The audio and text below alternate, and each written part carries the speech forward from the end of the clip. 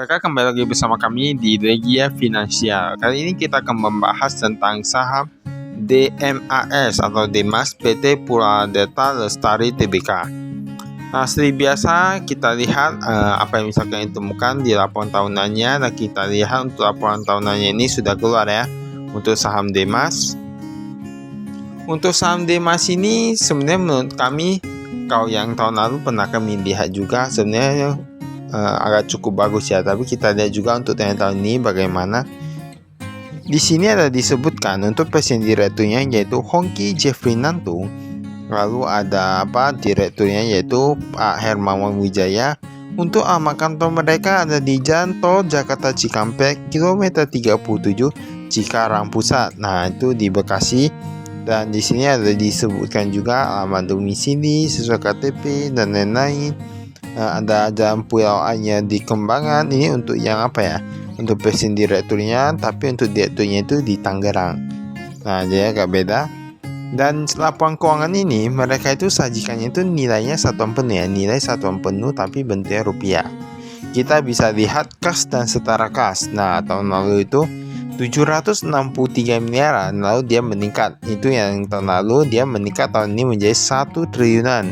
Wah, kas dan setara kasnya sudah mencapai 1 triliunan. Untuk yang persediaan kita lihat, wah ini meningkat juga cukup bagus. SOK 2,6 triliunan menjadi 3 triliunan. Total aset lancar dari 3,7 triliunan menjadi 4,3 triliunan. Jadi dia meningkat juga ya. Kita lihat di sini meningkat juga. Yang piutang usaha pun sebenarnya cukup bagus. Tapi dia pihak berelasi jadi gak ada ya. Pada kemarin ada 130 miliar, sekarang jadi gak ada piutang berelasinya. Nah, ini nanti kita cek. Kemudian ini ada total aset tidak lancar. Wah. Aset tidak lancar totalnya itu dari 2,8 triliunan sekarang menjadi 2,3 triliunan. Tapi kita lihat dulu apakah total asetnya itu bertambah atau berkurang ya. Walaupun total asetnya aset tidak lancar ini ini aset tidak lancar ini ya. Aset tidak lancar sebenarnya aset tetap. Nah, ini ternyata total asetnya ini bertambah dari 6,6 triliunan menjadi 6,7 triliunan. Dia masih mending lah ya, 6,6 jadi 6,7, berarti ada peningkatan. Walaupun peningkatan itu boleh dibilang tergolong cukup kecil sih. Tergolong cukup kecil ya. Liabilitas dan ekuitas kita lihat utang usaha.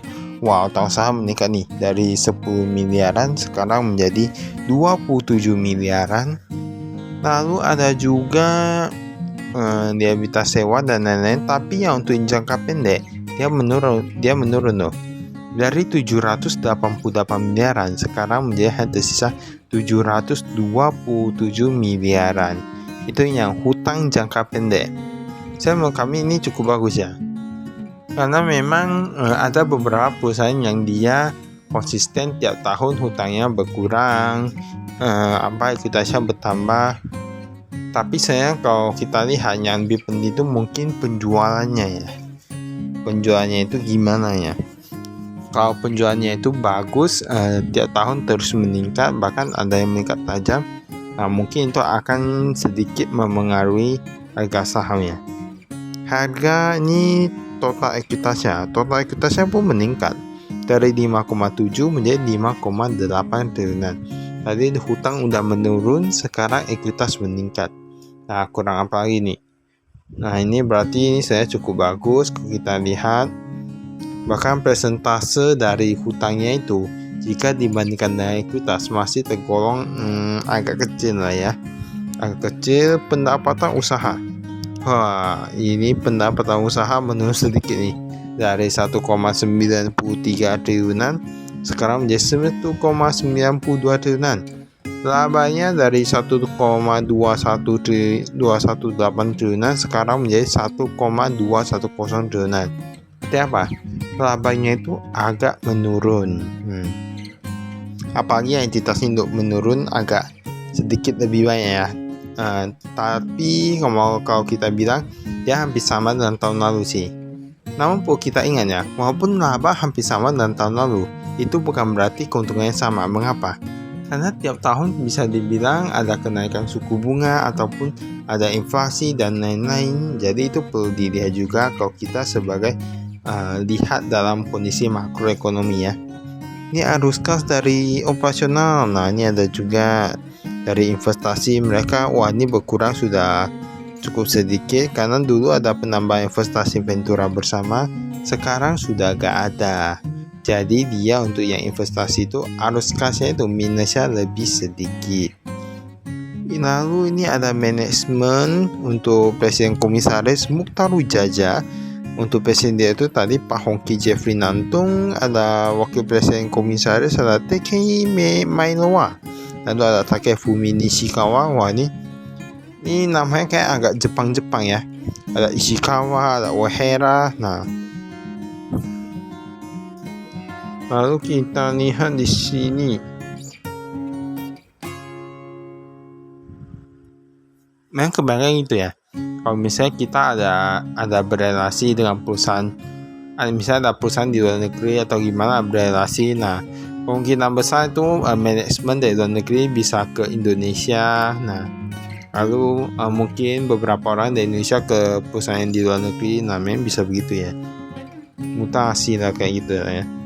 Untuk kas, kita lihat cash on hand. Wah, ini menunjuk drastis dari 2,2 miliaran hanya tersisa 200-an jutaan. Nah, 200 jutaan. Untuk bank itu mereka ada berelasi di Bank Sinarmas.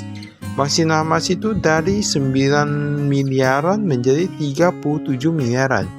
Itu yang meningkat cukup pesat.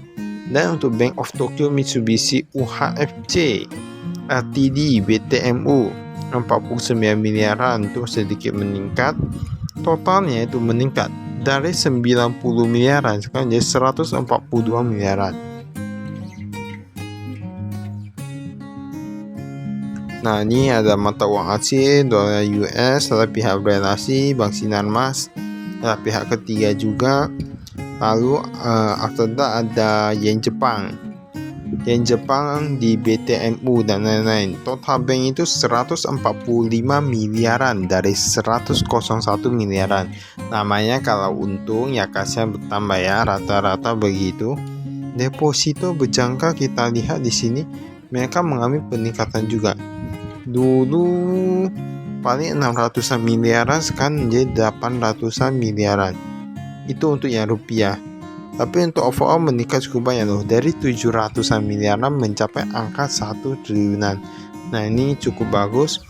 Nah, ini dia di sini ada pengembangan untuk yang tanah dan bangunan sedang dikembangkan dari 2,6 triliunan menjadi 3 triliunan. Tanah yang belum dikembangkan sudah berkurang, berarti mereka ada pakai yang belum dikembangkan menjadi sedang dalam penyelesaian, banyak dalam pengembangan. Nah, itu berarti apa? Berarti ada sesuatu yang namanya prospek itu. Dia ada proses, berarti sedang dalam pembangunan, itu cukup bagus untuk bisnis. Lalu di sini ada, kita lihat ini properti investasi, bisa lihat ya.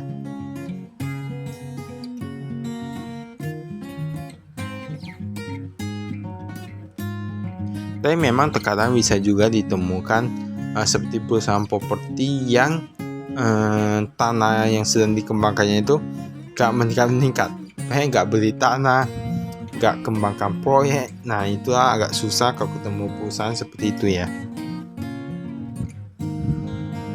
Ini aset lain-lain. Wah, Kanggotang Golf masih ada 347 jutaan. Lalu ada utang usahanya wah agak macet nih kayaknya. Utang usaha agak macet nih kayaknya ya. Bahkan yang 3 bulan sampai 12 bulan dari 5 miliaran menjadi 10,9 miliaran. Ada apa dengan ini semua ya? Ini saya perlu dicek sih kalau menurut kami. Tapi sampai dalam 1 bulan pun meningkat cukup banyak sih. Kan masih agak-agak wajar gitu ya. Tapi yang tadi sampai 12 sampai dan 12 bulan itu kan berarti ada yang macet cukup lama ya.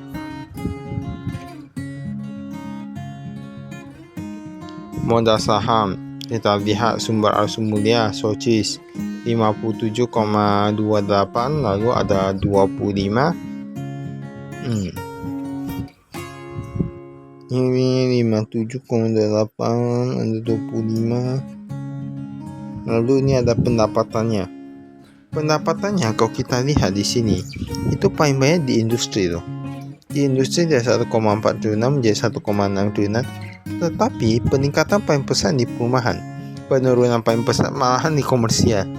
Nah, ada apa nih? Karena setahu kami beberapa perusahaan properti itu untuk komersial mereka tumbuh pesat.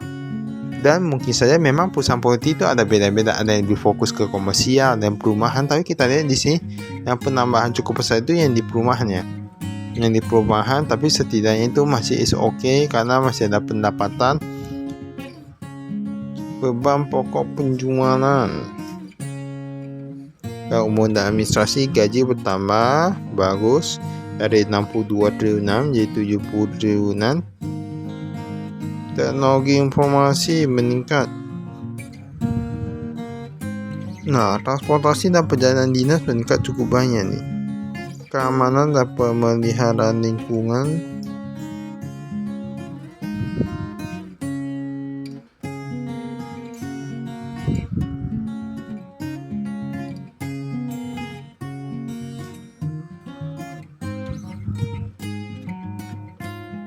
Ini kita skip. Baiklah, itu saya dari kami. Sekian, terima kasih. Saya investasi.